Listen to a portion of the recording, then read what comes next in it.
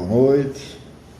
Meu nome é Severino Júnior, eu sou aluno do 7º período da Faculdade Paraíso e da cadeira de Processo Penal 2, com o professor Luiz Tenório, e tiveram algumas atividades domiciliares e foram sorteados alguns temas, e eu fui sorteado com um tema chamado Rito Sumaríssimo. Esse trabalho era para ser apresentado em sala de aula, mas infelizmente, em virtude dessa pandemia, não foi possível. O ambiente que eu assisto às aulas no Classroom, através do meu computador, eu não tenho câmera, nem tenho um microfone, por isso que eu não vou conseguir apresentar ao vivo, né? Aí foi bom, que aí está sendo gravado, eu vou disponibilizar. Mas eu vou tentar explicar aqui. Eu montei um slide, mas eu também não consegui inserir esse slide no meu vídeo. Tentei de várias formas. Essa deve ser bem a 10ª vez que eu faço essa gravação. Não pretendo fazer outra. E o nosso tempo é de 20 minutos, né? É o tempo estimado.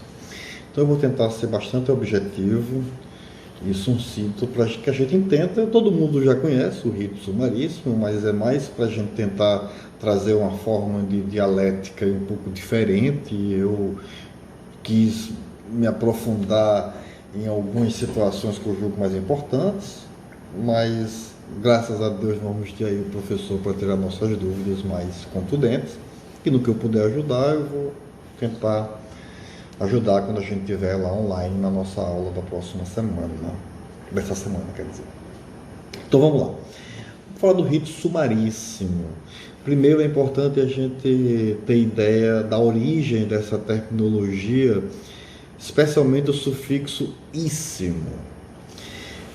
Isso veio lá do Código de Processo Civil de 73, e em 95, através de uma lei 9.245, extinguiu esse termo sumaríssimo do Código de Processo Civil, porque também foi nesse ano que surgiu a lei 9.099, que instituiu os juizados especiais, dentre eles o juizado especial da Justiça Criminal, chamado de JECRIM.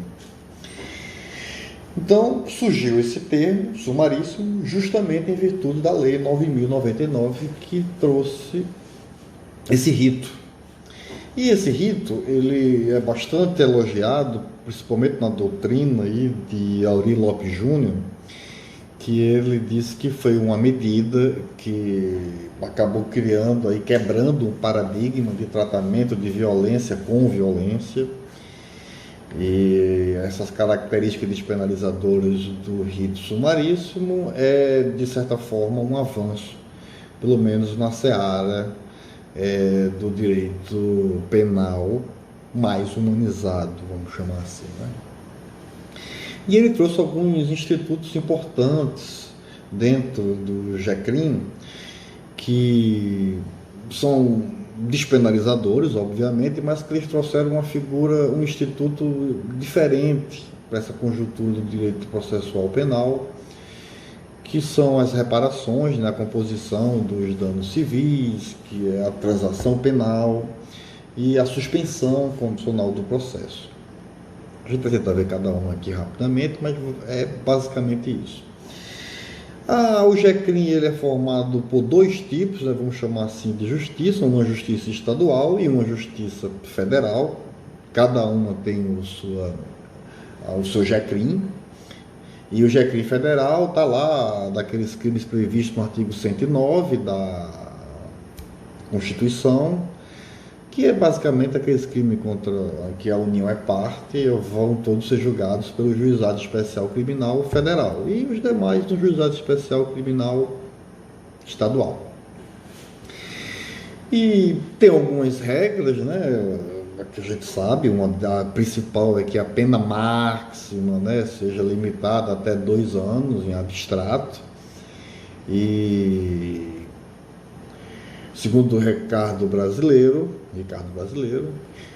introduziu aí mais uma medida. Ele tenta dar uma guaribada aí, dizendo que os crimes de lesão corporal leve e as lesões culposas também trouxe isso para dentro como uma política não despenalizadora em virtude do prazo decadencial de 6 meses, porque extingue, né, a punibilidade. Então, o seu objetivo é esse. Então, ele traz mais esse instituto.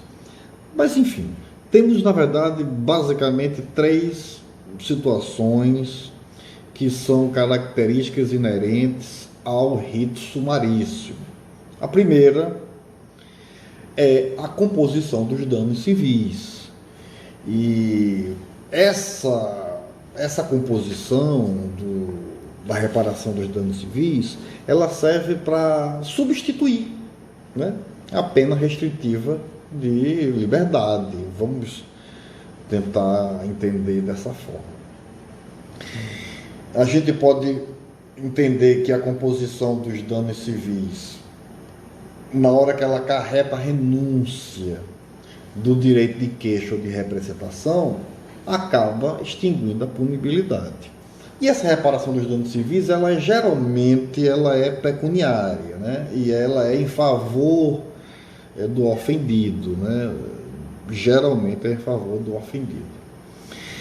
O segundo instituto, que é a transação penal, que geralmente ela é uma consequência, né? Se não teve a reparação dos danos, o Ministério Público das Ações Públicas podem propor aí a transação penal, que também é o cumprimento imediato de penas restritivas de direitos ou multa, né? Aí evita-se, nesse caso, a instauração do inquérito. Vamos chamar inquérito. Não, a instauração do processo, né? Do processo do rito sumarício. Tem a transação penal, não tem processo. Transacionou, é um acordo. E nós temos, por último, já na segunda fase, que é a suspensão condicional do processo, que é quando recebida a denúncia, o juiz pode determinar, né, a suspensão condicional do processo, submetendo o acusado a um regime de prova, né, vamos chamar assim, ele vai ficar no estágio probatório, né, em que tem a obrigação de cumprir certas condições, mas terminou esse período de prova, sem nenhum tipo de situação, sem nenhuma revogação, o juiz vai declarar extinta também a punibilidade. Vamos tentar ver cada um desses, eu vou tentar aqui dar uma acelerada, mas dentro do rito sumarício nós temos aí 4 princípios, né?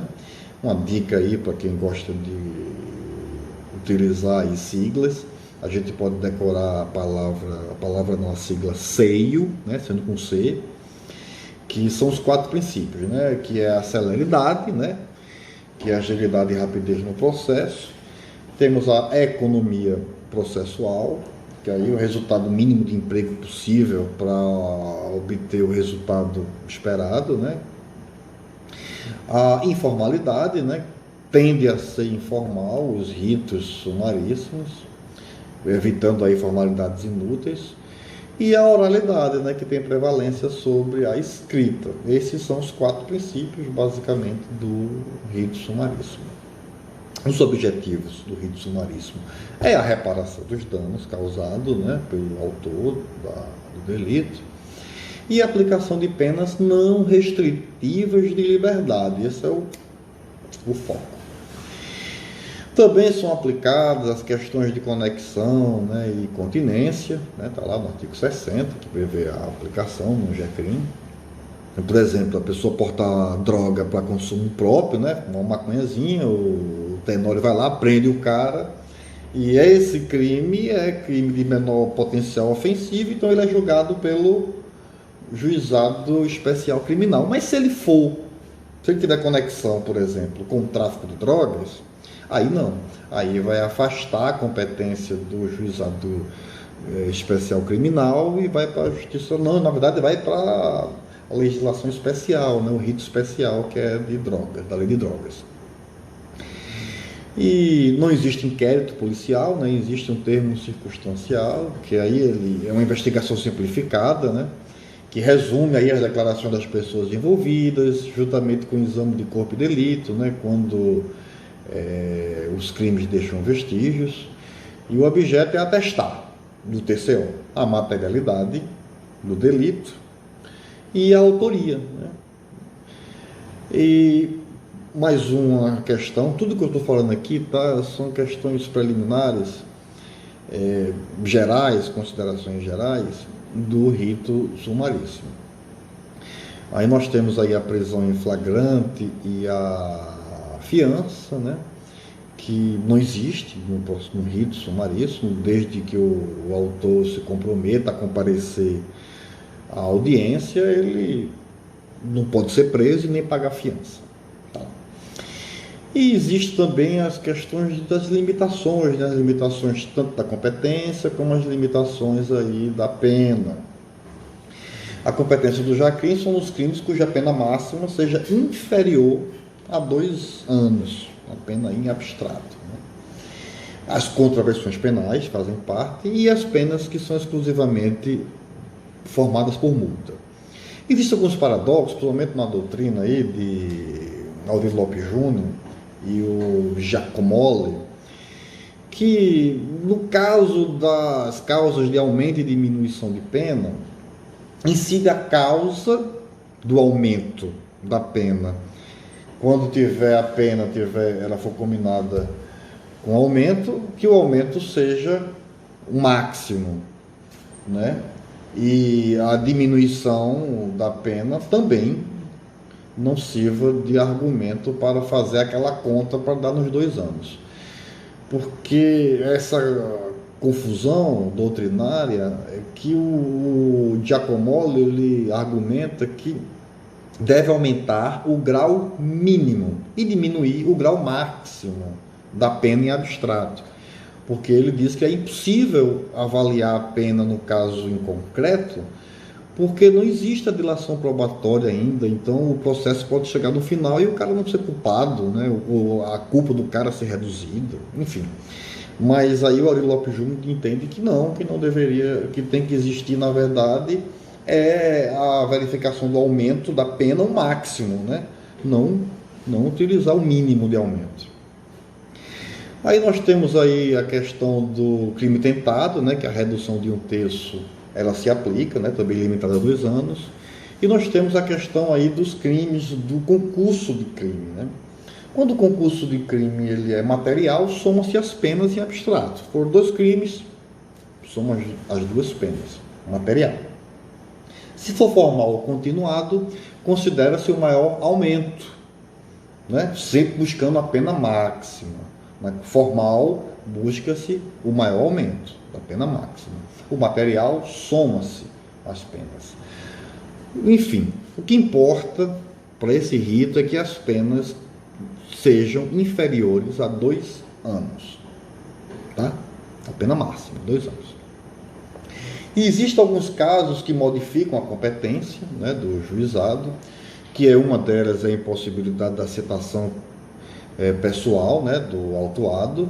Não conseguiu citar o cara, segue para a justiça comum, porque não pode ter a citação por edital no Jacrim. Então, se não pode ter por edital e não consegue achar o cara, e para seguir essa percepção penal, é importante que seja declinada aí essa competência para a justiça comum.